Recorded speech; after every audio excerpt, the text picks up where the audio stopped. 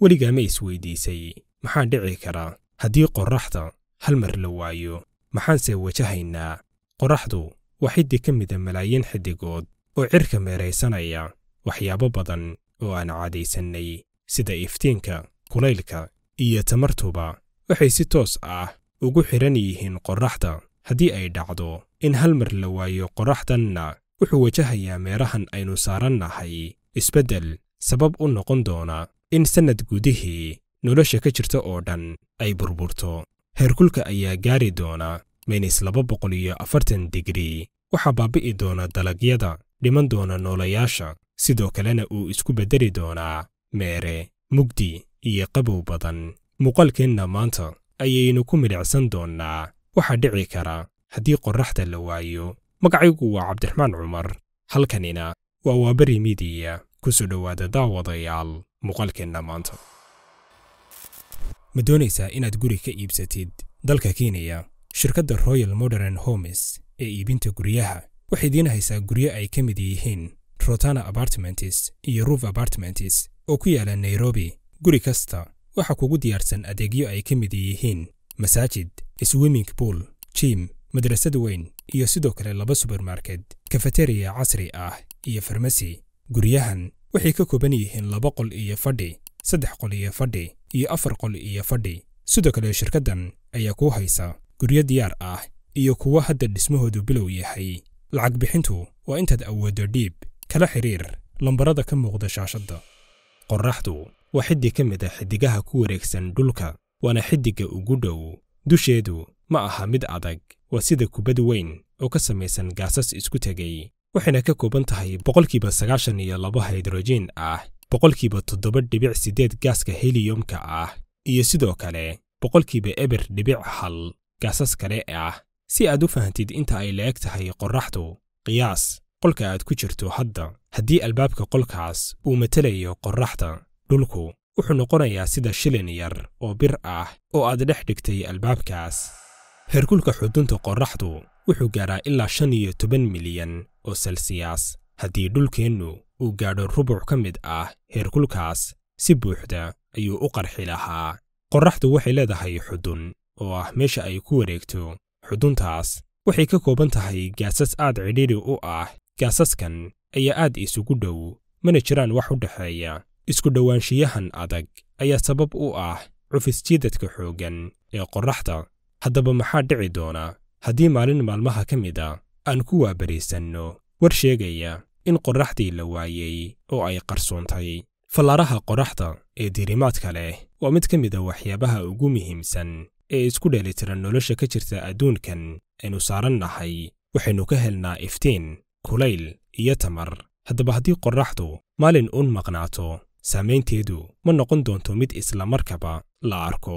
sababta ayaa ah in iftiinka qorraxdu uu qaato ku dhowaad 8 daqiiqo iyo 20 ilbiriqsi si uu dhulka u soo gaaro. waxaan heli doonnaa daqiiqado yar oo dheeraad ah oo ah xaalad caadi ah ka hor inta uusan iftiinku ka lumin adduunka si gebi ahaana. dhulka ayaa geli doona mugdi buuxa. xiddigaha ayaa weli muuqan doona sababtoo ah waxay leeyihiin ilo iftiin oo u gaar ah, laakiin dayaxu ma muuqan doono oo wuxuu la qarsoomi doonaa qorraxda maadaama uu ku tiirsan yahay iftiinka ka yimaada qorraxda. saamaynta cimilada qorraxdu waxay muhiim u tahay ilaalinta heerkulka dhulka. marka iftiinkeeda iyo kuleelkeeda la waayo, dhulku wuxuu si tartiib ah u bilaabi doonaa inuu qaboobo. maalmaha ugu horeeya, bini'aadamka iyo noolaha kale waxay dareemi doonaan isbeddel qabow oo degdeg ah.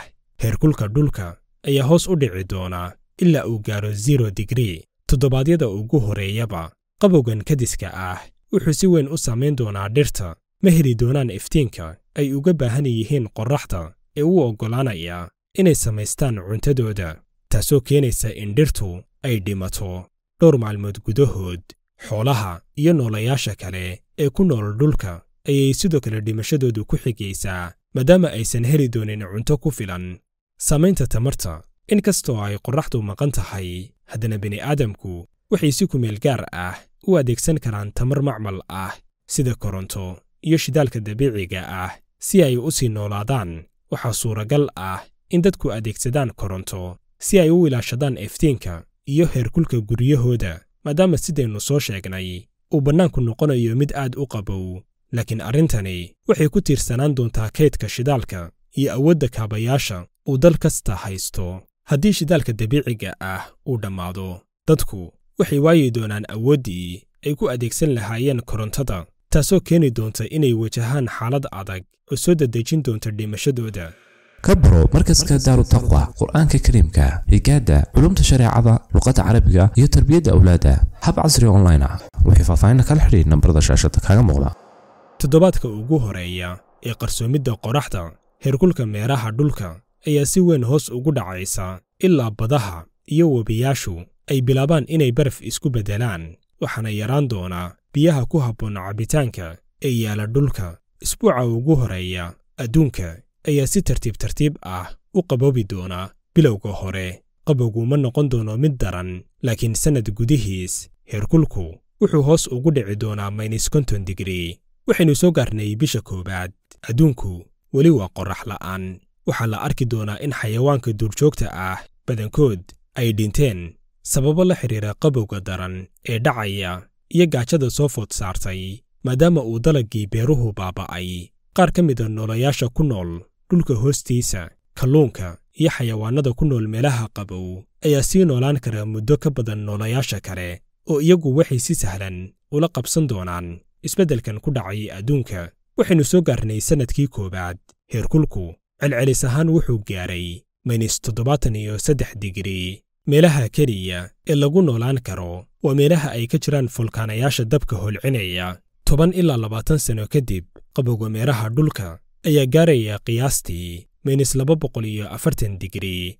ilaa gaasaska hawadu ay ku aruuraan kuna soo dhacaan dhulka sida dhibco qoyan kadibna ay isku rogaan baraf ugu dambayntii jawiga dhulka ayaa isbedeli doona waxaana ku daboolmi doona oksijiin hydrogen iyo gaasas kale 1000 maalmood kadib maalintii ay qorraxdu qarsoontay heerkulka dhulka ayaa gaari doona -240 digrii hawada ayaa gebi ahaanba dhammaan doonta taasi oo dhulka u horseedaysa shucaac adag oo ka yimaada hawada sare in la waayo qorraxda maahan oo keliya mid saamaynaysa dhulka balse waxay saamayn ku yeelan doontaa dhammaan meerayaasha ku jira nidaamka qorraxeed meerayaasha ayaa bilaabi doona inay ka baxaan wareegyadooda caadiga ah taasi oo kordhinaysa halista ah inay isku dhacaan waxaa laga yaabaa in dhulku uu ku dhaco meerayaal kale ama uu la kulmo walxo waaweyn sida xiddigo iyo wixii la mid ah haddii dhulku uu ka badbaado dhacdooyinkaas noolaha ugu dambeeya ee ku nool badda hoosteeda ayaa isaguna ugu dambayn dhiman doona wuxuuna dhulku isku beddeli doonaa goob qabow sidoo kalena madow oo aysan ka jirin wax nolol ah guntii iyo gunaanadkii muuqaalkeenna qorraxdu waa udubdhexaadka nolosha dhulka maqnaanshiyaheeduna wuxuu keeni doonaa masiibo ba'an oo ku timaada noolayaasha ku nool meeraha iyo nidaamka deegaanka ee dhulka arrintan ayaa ku tusinaysa mucjisada ku hareeraysan dhulkan aynu ku noolnahay iyo sidoo kaleba sida qorraxdan aadka inooga fog ee aynu kulkeeda dhibsanno ay muhiim ugu tahay jiritaanka nolosheenna intaas ayaynu ku soo gunaanadaynaa muuqaalkeenna maanta haddii uu ku qanciyey muuqaalku ha ilaawin inaad like inoo saartid lana wadaagtid asxaabtaada haddii aad nagu cusub tahayna nagu soo biir oo ka mid noqo bahweynta nagu xiran mahadsanidin